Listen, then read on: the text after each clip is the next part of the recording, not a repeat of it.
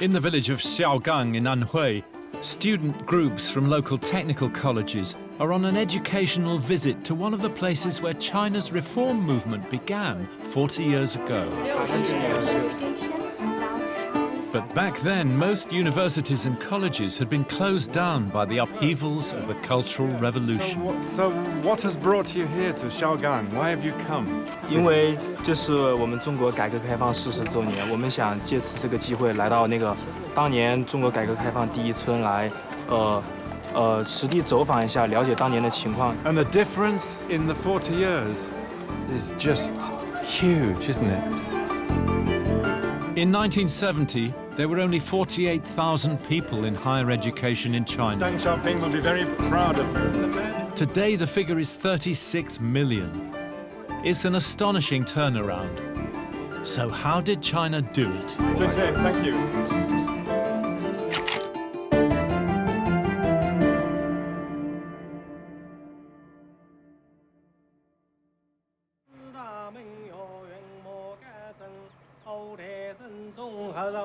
In traditional China, education was the priority for state, family, and individual.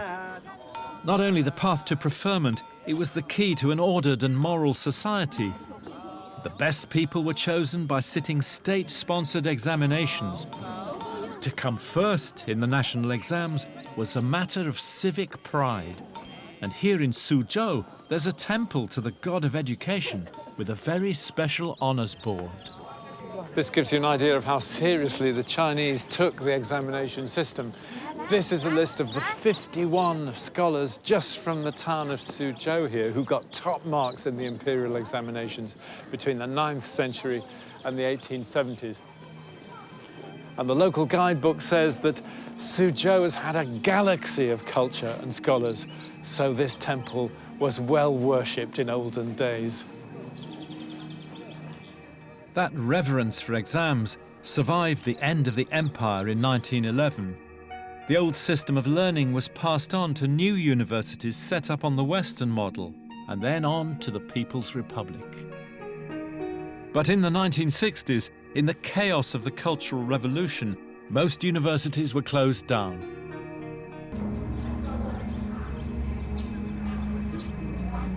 When I finished my high school, I went to a factory in Shanghai. I did not have any hope to enter university. A whole generation of young people was sent to the countryside for what was called re-education.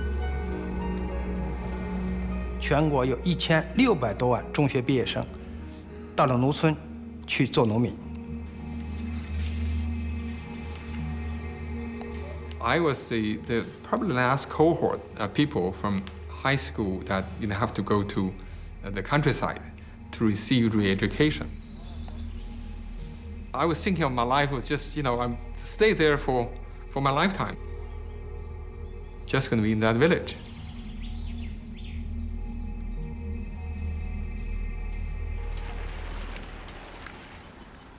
By the time the Cultural Revolution ended in 1976, the education system had collapsed. For China's new leader, Deng Xiaoping, this above all needed urgent action if education was to be the motor of reform. 而现代化就需要人才，这个时候国家最缺的就是人才。所以邓小平恢复工作之后，他首先提出要分管教育和科技工作。他认识到了教育和科技的极端重要性，他很快决定恢复高等教育的招生考试。 In summer 1977, Deng held an education conference. He was anxious for the exams to restart as soon as possible. When the news announced that actually we can take the examination to get into college, we were just so happy and was exhilarated. It's just such a life-changing sort of moment for us.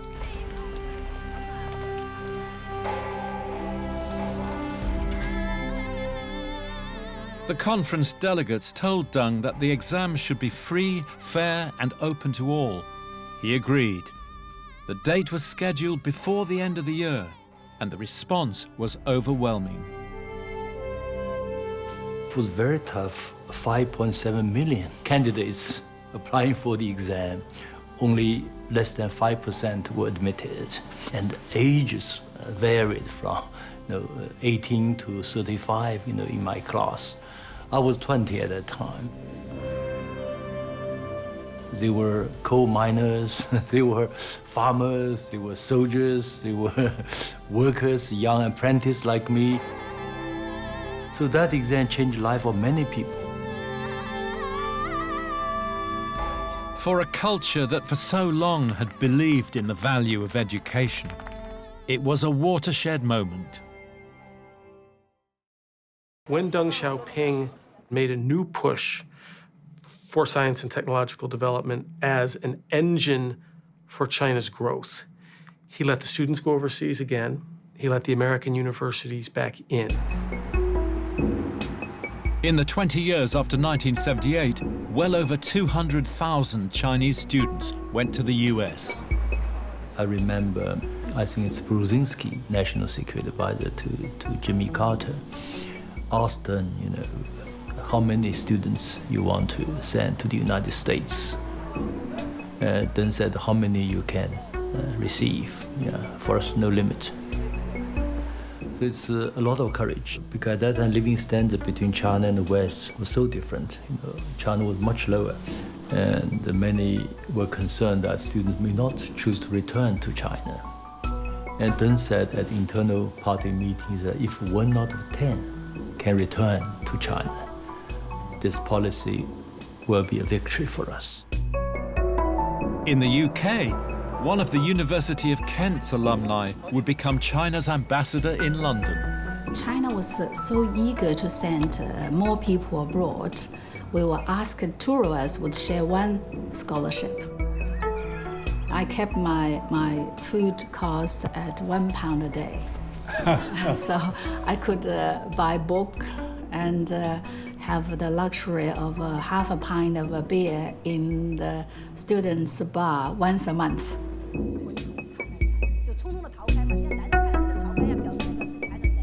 I could feel the strong wind of change.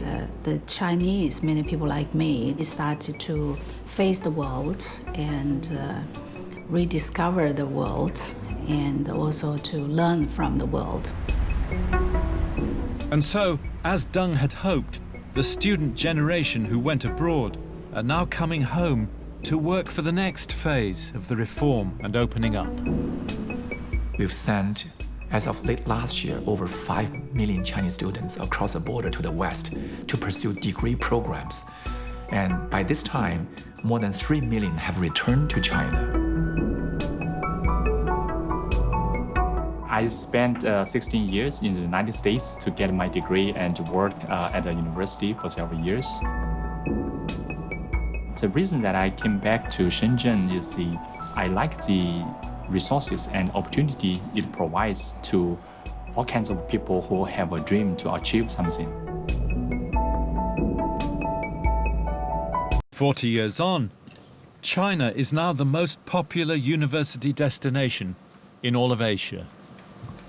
China has been able to place a number of its universities in the top 100 in a short amount of time. But the question is, will this stay there? The answer to that question for Chinese educationalists is for their universities to break away from traditional learning and to develop new kinds of curricula. In China, we have about 3,000 universities and colleges. If you look at these universities from a distance, they are more or less the same, meaning they are crafted, their curriculum training is crafted along, from a single mold, if you will. So that we think many of us in China and in the world believe is one of the key reasons why innovation hasn't been commensurate with the wisdom of the Chinese. The problem is that in today's China, university exams are still based on traditional forms of learning. Students in China have to pass the college entrance examination, so they have to prepare for more than 10 years maybe, and they have to work hard to get the famous university. How many hours a day when you were at school did you work? Maybe like more than 12 hours. Yeah. More than 12? Yeah.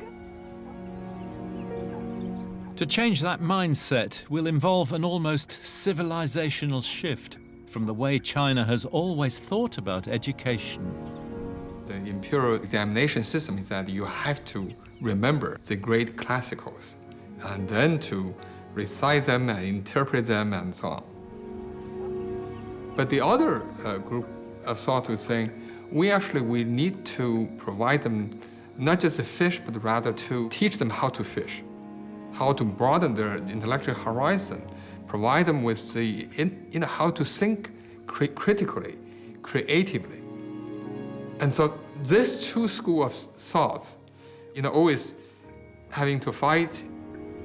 And how the tension between those two schools of thought is resolved will be crucial to the next phase of China's opening up. Recently, people are saying the university education should really broaden particularly the humanity and social science. And how do you have a liberal art education? We're trying to find new ways to transform to the university of the fourth industrial revolution. A symbol of that is the new university now being built at Hangzhou, Westlake.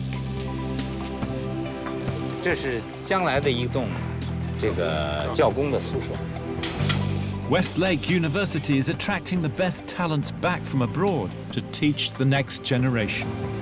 Westlake University, I think, is a bridge from the 4 decades of reform and opening up policy to the future.